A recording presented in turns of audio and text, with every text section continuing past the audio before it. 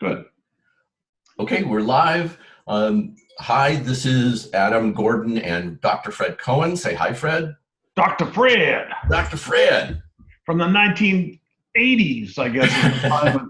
Dr. John, I think, was a singer. But Dr. John was indeed a singer in the 80s, and we are OSG15 Growth, and we help grow cybersecurity companies. When I can say it, we help them grow.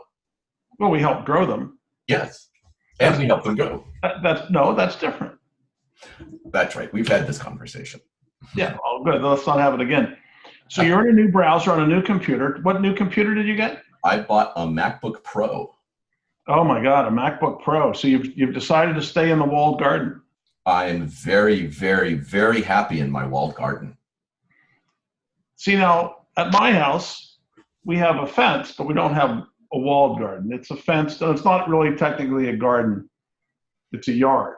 But I never considered mine to be a garden either. But yeah, I just, it's no muss, no fuss. And and I pay a premium for stuff. And 5 years after I bought my last computer that I just replaced, I was on the phone for 6 hours with Apple trying to figure out why it was going so slowly. And they said, because it's old, pay me more money. Yeah, well, the answer was old computer, basically. Yeah, pay me more money. Well, which is to say there's a lot of crap in your computer, pardon my expression, that's put there. And ultimately, it provides very little value to you, but it makes it much slower. And that doesn't even include things like the viruses and so forth. So in fact, the vast majority of what you actually do with your computer, you could probably do with a 386 from the mid-90s or something, and do it just as well, except for all the extra stuff that your computer's doing that's not necessarily there to help you. Well, this sounds like kind of your philosophy of communication and technology in general, which is you like to take a very minimalist view of things. It's not so much minimalist. There is value that comes from things, and you should be getting that value, but there's a lot of waste. Yeah. And so for a variety of reasons, some of them are reasonably good reasons, right? But one way or another, I'm opposed to unnecessary complexity. So, in cybersecurity, it used to be that complexity is the enemy of security as a fundamental. But these days, there's enormous complexity in security, and it's getting more complex and harder to understand and harder to make sure it's right. And the statistics show pretty clearly that more code means more vulnerabilities. Sure. Minimalistic isn't necessarily the term I would use, but I do want to minimize I want to avoid risk where possible, or not possible, but where reasonable. Mm-hmm. So you can avoid, you can transfer, you can accept, or which is to say take risk, or you can mitigate. And mitigation is expensive, and transfer is infeasible for the vast majority of operational risk. And insurance really doesn't cover that stuff very well. And so you sort of either have to take the risk or avoid it in many cases. So by architecting things one way versus another, in one way you have a lot more unnecessary risk, I'll call it. And the other way you've avoided that risk without damaging what you do, just by thinking more about how you're going to go about it.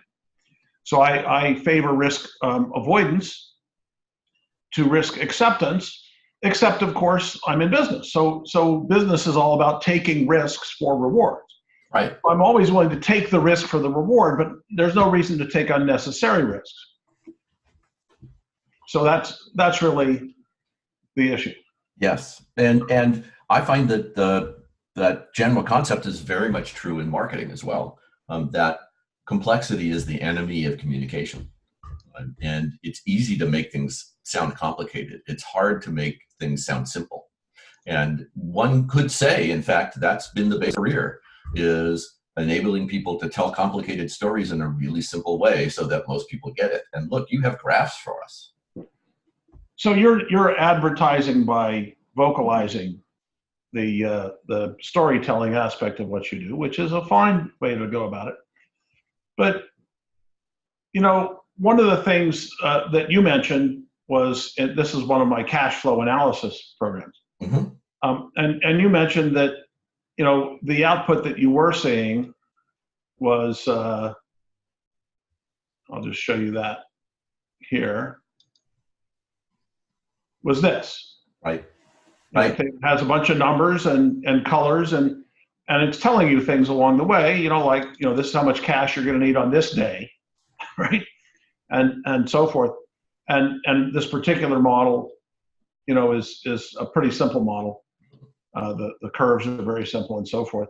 And you mentioned that you'd like to see it another way. And long ago I had graphics that did this, but they produced JPEGs or graphical images. Sure.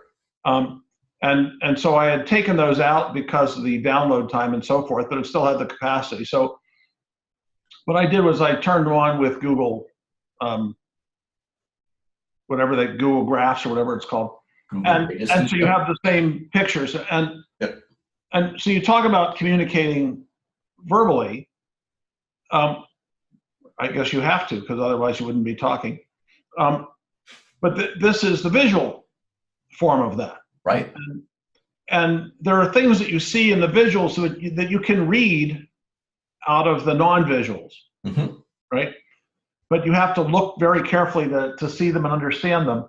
On the other hand, there's a lot more clarity. So when you see some, red line here, which is, a number, and you see another number, it's not really telling you the same information that you get by looking in the table up above, right? So the table up above says, in the good scenario, there's an inflow of, either $100,000, $200,000, or $300,000 on, 2019, 3/21. This is all backdated to 2000, so it's 19 years after you start, or whenever it is.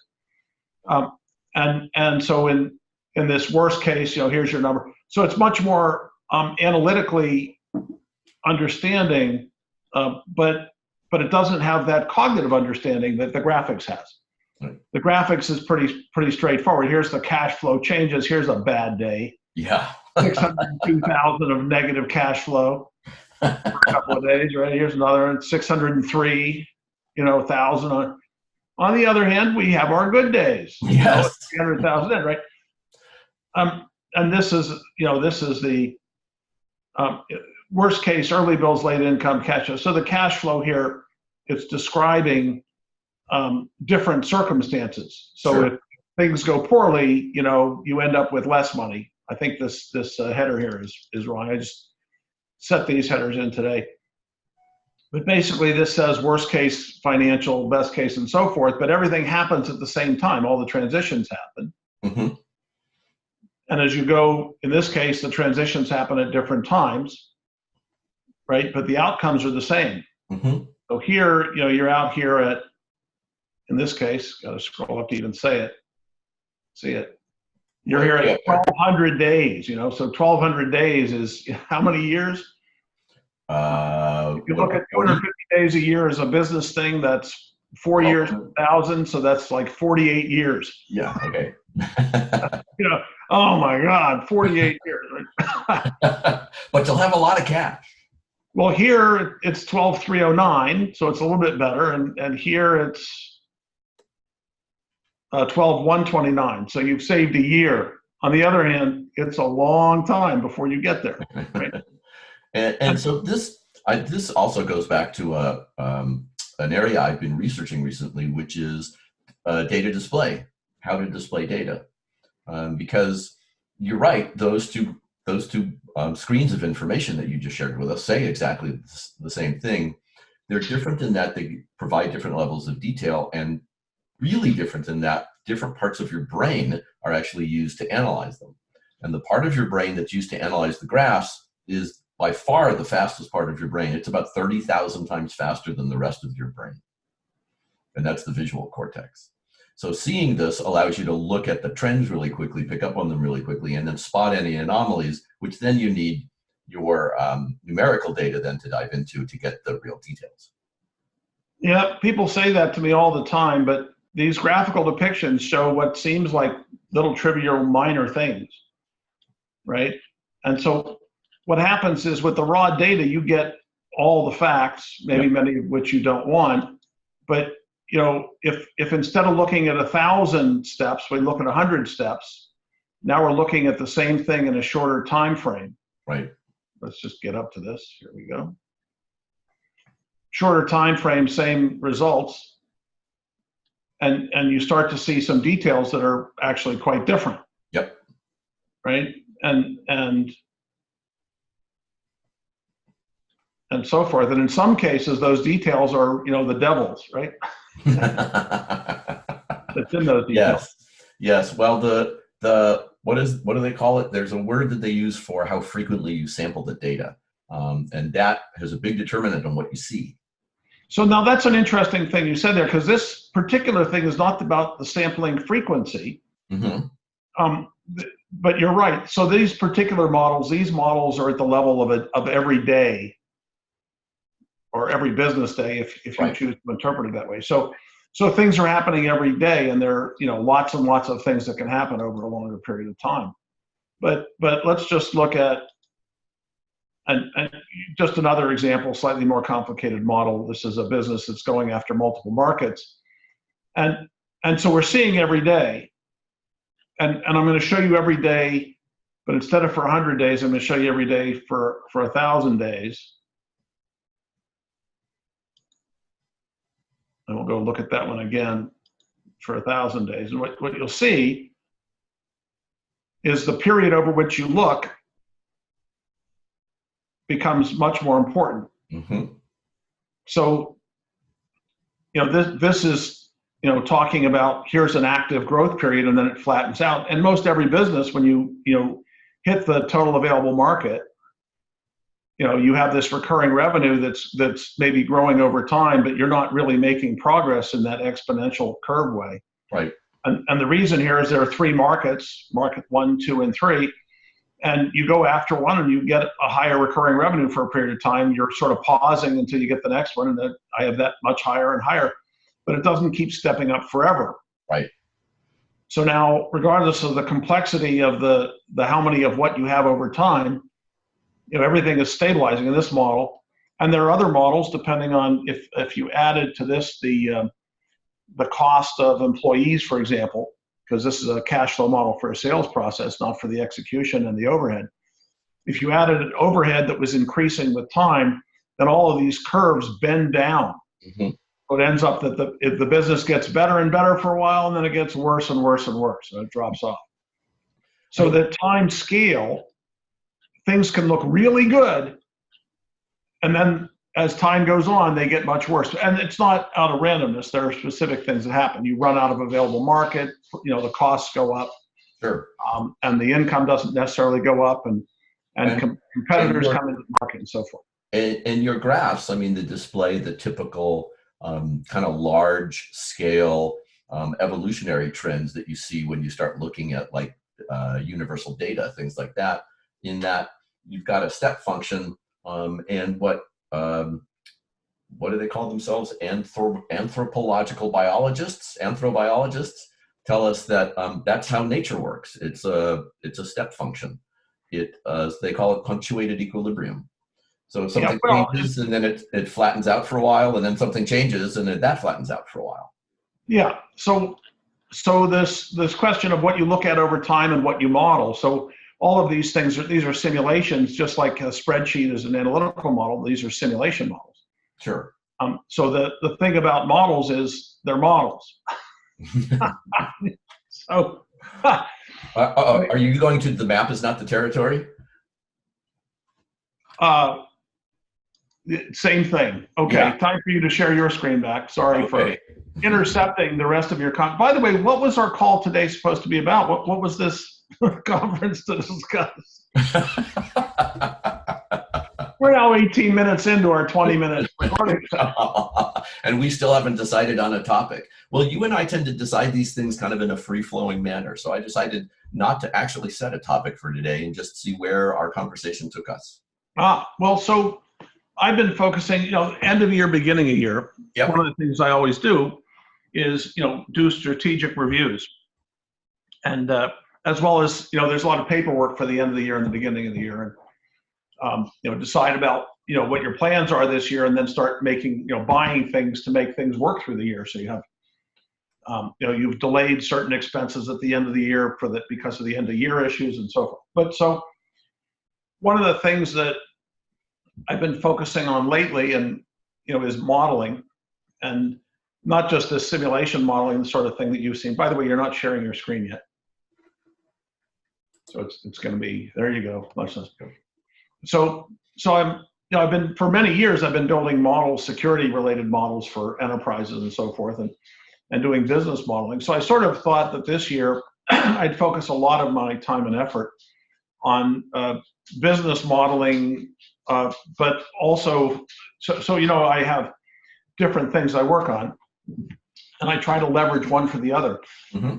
So I thought this year I would spend a fair amount of time on business modeling for cybersecurity.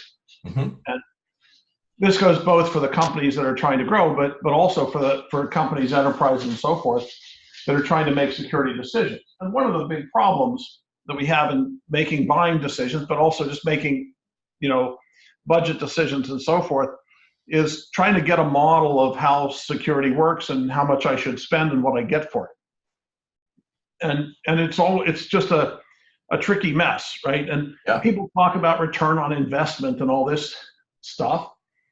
But the world is sequential in nature. And that's what you were describing, right? Pretty much.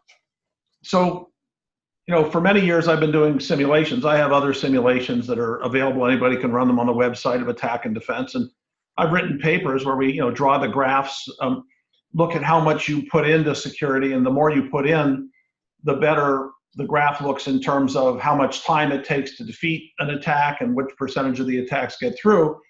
But at the same time, there's a cost. Yeah.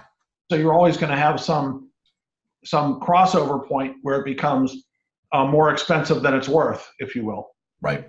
But all this depends on the models. And so the other aspect of all that modeling is, you need to do some sort of variation on parameters because your model is imperfect, and also because your estimates are, they change with time. And, we don't have the kind of statistics surrounding security that we would like to have for a variety of reasons. One of them is sort of, the excluded middle problem, but it's really that we don't know what incidents have happened. Mm-hmm. We only know the ones we've detected. Right. And we also know the ones reported to us by others, but we don't report all of our incidents to everybody else. So we can expect that they're not reporting all their incidents to us. So all the estimates are now wrong. So the first thing is you look at the reporting versus your internal reality, and you figure out what portion of things you report, and then sort of assume everybody else does the same, and that tells you how to multiply all the reports you get in terms of volumes of things going on. But then it still doesn't tell you about the things that you don't know. People say, well, 4,373 attacks have come in and we've defeated them all. Well, excuse me, you've detected 473 attacks and you've defeated them. So you say, if you believe that's true, but maybe there were another 10,000 you just didn't know about. And another one is, so what's the consequence? Great. So we defeated 437,000 attempts to pull a page from our website, that you shouldn't have been able to pull, and we didn't let them pull it. Good for us. Okay, that's good. It's a good result. But, you might have missed the one where they, came in under the radar and had a phone call with somebody and ended up coming into the building and, placing a bugging device in the conference room where they make decisions about mergers and acquisitions. And then, they sold that information to the people you were looking at merging with and acquiring, and they got an extra 12% out of every transaction you carried out, costing your enterprise, $500 million 4 times this year, which you don't know you had, right? You have no idea that you lost it. You probably never will, unless somebody talks.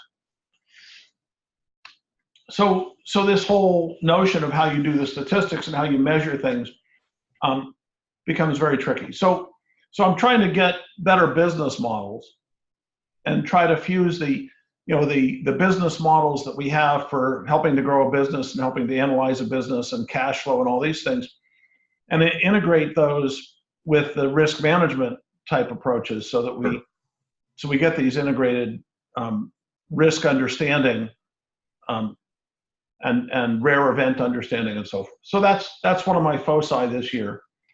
And that's why I showed you the graphics, because part of this is just delivering those interfaces in a meaningful way to the customers. Sure. And as a matter of fact, something that you said, I think segues into what I want to talk about next week, which is, we talk a lot about cybersecurity and how to be secure and how to not be secure. And one of the things I think our audience would be very interested in hearing, especially from you and I, is, what does it look like when you've done the right thing? Do you feel safe? Do you feel happy? Are you still always on the lookout? What does it maybe look like? And maybe what we'll do is we'll take a random company from the internet and talk about what security might be like for them if it's done in a way that's appropriate. Well, you can try and do that, and we'll see what happens when you ask me that. Like the Supreme Court, I'm not going to be answering hypotheticals. Okay. Well, I think you and I will talk offline, and we'll pick a company, and I think that will be interesting because I think we're not going to pick anything. Let's be clear here. We have a history here.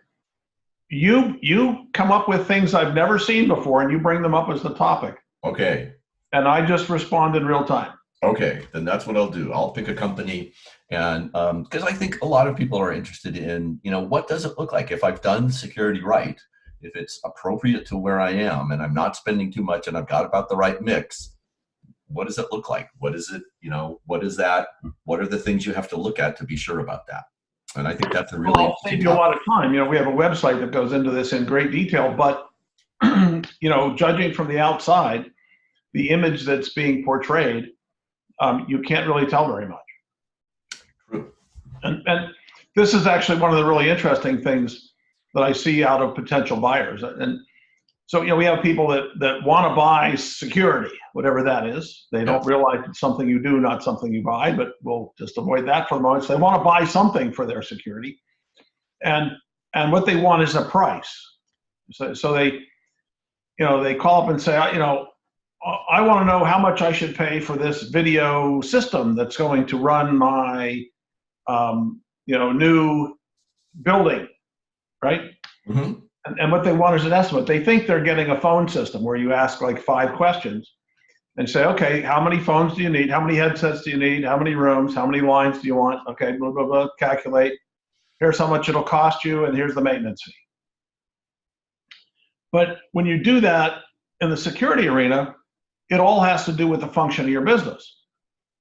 So, you just can't answer that question on a generic basis. You have to ask, 100 plus questions, and you need to understand the nature of the business. And then they can't make those decisions right away. They need to start working on the things you have to do. And the tools that you use to do it come after you figure out what you're going to do and how you're going to go about it. And of course, those tools are the means by which you do something. They're not something you buy. They're something you buy to help you do the thing that you're doing. Right. So until you know what you're doing, you can't figure out what to buy. There's a drill, not the hole.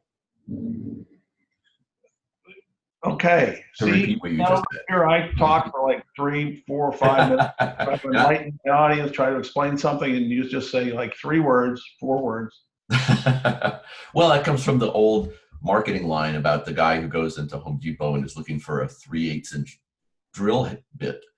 What he wants is not the drill bit. What he wants is the hole. Yeah. So what drill bit? And so in marketing, what you try to do is sell the hole, not sell the drill. Unless somebody is a drill fetishist, nobody goes and buys drills because they want drills. They buy drills because they want holes. All right, let's be clear. Have you seen Tool Time?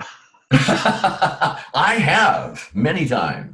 Lots of people buy tools because they love the tool. I'm going to find something to do with that CNC router. I know I have a project for that. It's going to go in my tool garage part of what used to be my garage is now my tool area. And I'm going to be sometime in the next 30 years, I'll have the exact right tool for this one incident. No. They will create the things to do that use the tool because they know that this thing can be used for all sorts of stuff. So let's create projects. Okay. So all right. In this case, the whole is their desire to do projects. Yes. And the drill is whatever next piece of equipment they buy. Yes. So, but they are, they don't necessarily do the projects because they want to do the projects. They really do the projects because they enjoy doing it. Right. And in that sense, it's actually the tool that they're looking for. All right. We've now gone, yet another half an hour. Friday afternoon. We usually record on Thursdays. We'll talk about that. But, and hopefully somebody's gotten some value out of it. And so I'm going to wish all of our listeners a happy new year. I think 2020 is going to be awesome. And I hope every one of you has an awesome one as well. This is Adam Gordon, and I am signing off. And Fred? Oh, well, I'm just, hoping that we can help grow some cybersecurity companies this year because. There you go. And that's what we do. We help grow cybersecurity companies. Thanks for listening.